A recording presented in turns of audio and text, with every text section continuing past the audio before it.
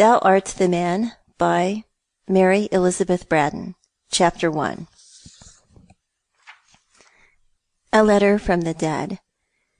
There were masses of black clouds in the grey evening sky, and a misty darkness brooded over the shoulder of the moor, as the barouche, with its fine upstanding greys, came swinging round the curve of the road leading to Callander Castle, a more luxurious carriage than is generally to be met with on a Cumbrian moor.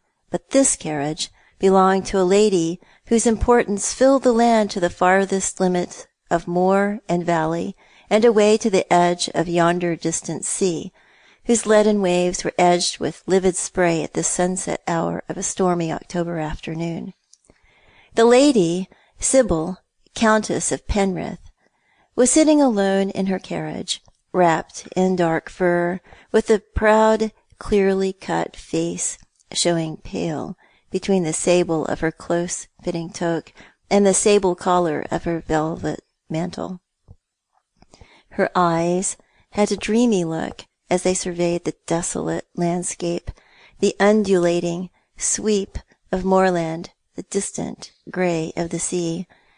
The droop of the sensitive lips suggested mournful thoughts, or it might be only a pensive reverie in harmony with the sullen atmosphere and the dark monotony of the landscape.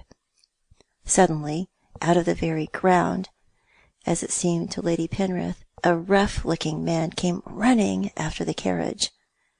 The footman looked round at him as if he had been a dog, and took no further heed than he would have taken of a dog.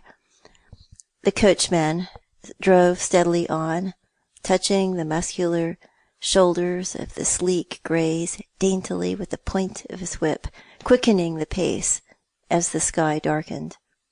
The man came running on, giving chase to the carriage, and waving an arm in a ragged fustian sleeve. "Stop!" cried Lady Penrith, and the coachman pulled up his horses in the midst of the bleak, bare moor, and the footman alighted from the box and came to the carriage door, touching his hat with gloved fingers, mute image of obedience and subserviency. "That man wants to speak to me," said her ladyship. "Wait." The vagabond's footsteps grew near. He was at the carriage door in less than 3 minutes, breathless and hoarsely panting, with a sound like the grating of rusty iron. Sample complete. Ready to continue?